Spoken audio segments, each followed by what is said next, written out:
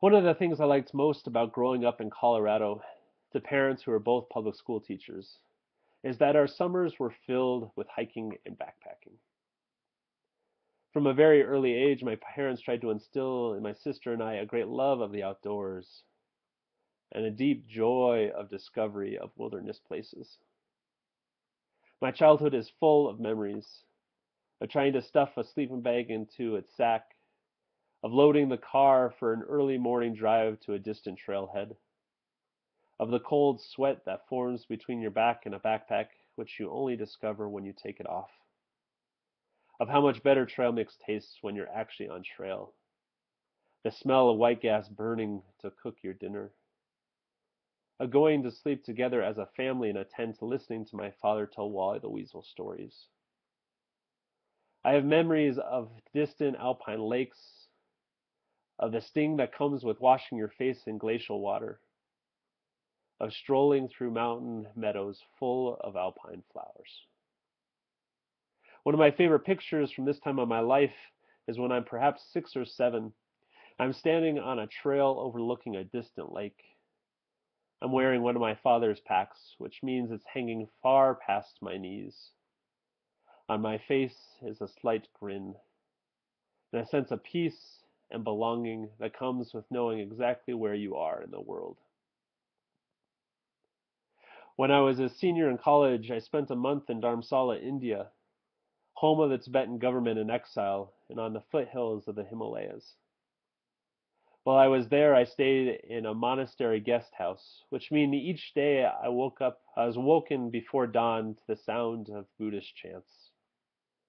Each day I'd wake up and put on my clothes and go for a hike in the hills around Dharamsala.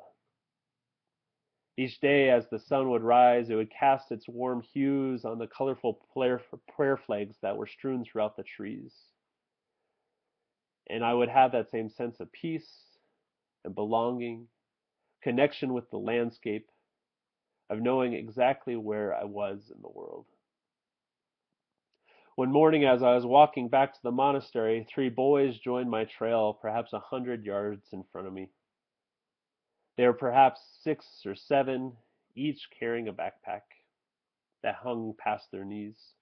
For about 45 minutes, I walked behind them and watched as they played and jostled one another, ran ahead, and stopped to take a break. Only after about 45 minutes did I actually realize where they were headed. A lone concrete structure on a hillside, about 45 feet in dimension, gathering with 150 other kids for school.